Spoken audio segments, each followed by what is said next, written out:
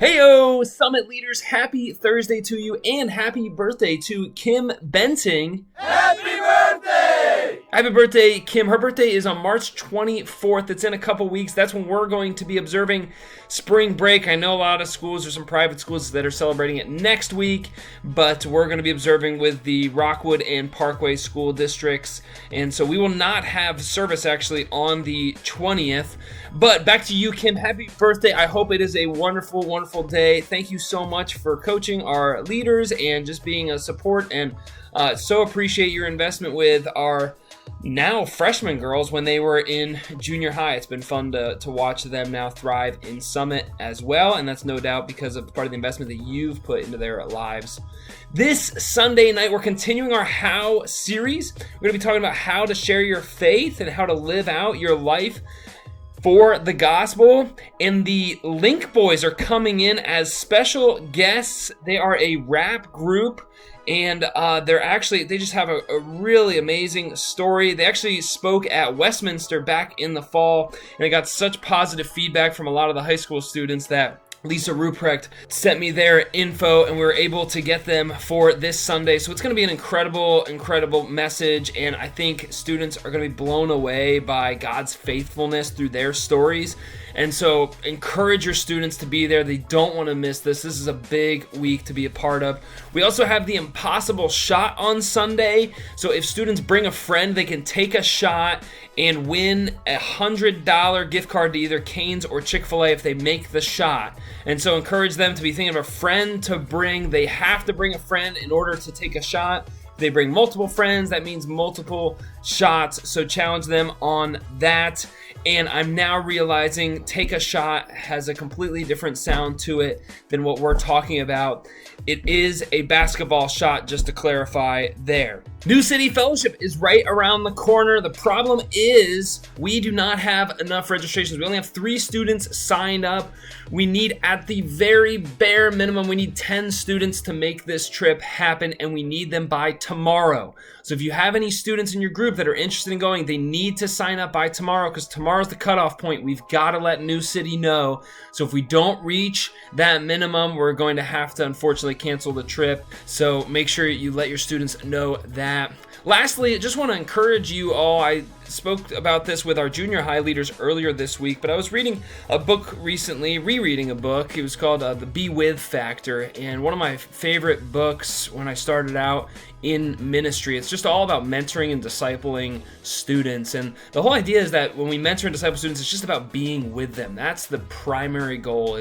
It's not all about having the deepest discussions or seeing these explosive moments in a student's life, and there are those moments that we get to experience, but on average in the day-to-day, it's just hanging with students and being next to them, not just in small groups, not just on Sunday nights, but with them at a basketball game or with them when we're going grocery shopping. You know, if you've got some time where you just want a student to come and join you on a task that you're doing. But there's a really good quote. I wanted to share it with you. In there, the author says, "A good mentor knows that the investment in a student won't necessarily pay off in the short term, but he or she does not become discouraged.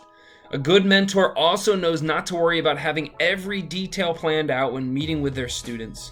They're ready for anything and able to respond to the need of the moment." It's such a good reminder that what we're doing here is a long-term investment. It's not something that we're just going in and trying to get stuff out of right away. We're not trying to see our returns within a week or 2 weeks, but investing in students' lives is a long-term investment. And that frees us up to not have this pressure to have the best conversations, life-changing conversations every time we talk with our students. It enables us to feel free to just get to know them and just build relationships, because the fruit will come in time.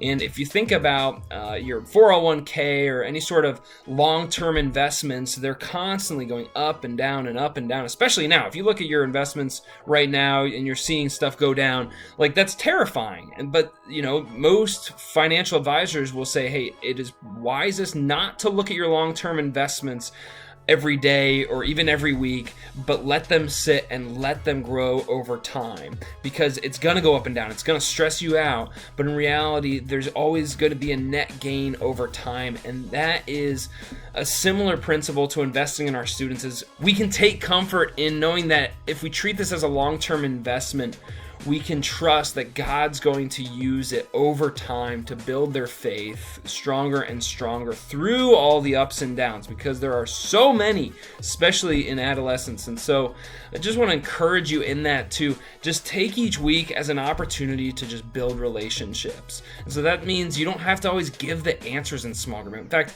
that's not what we ever want with our small group leaders. We don't want you to be the answer giver. We just want you to be able to help students process, help them to feel like they can share and be vulnerable and trust those in their group, and that their group is their group and that they have ownership over that. And so if we could look at that as a long-term investment, I think that frees us up and enables us to just be what we're meant to be, which is adults who are present and who are being with the students and walking alongside them as they journey towards their relationship with Christ. One last reminder, we do not have Summit on the 20th. So we have Summit this Sunday, the 13th. We are off the 20th, and then we are back on the 27th. I will not be there this Sunday, but Andrew and Alec will be there if you need someone or need any help with staff. With that, keep joining me as we pray for our students that each and every one of them would find family and own their faith. Love you guys. Thank you for all the time and energy you invest in our students' lives. Never underestimate the power your presence has. Let me know if you have any questions, and have a great time this Sunday night. Peace!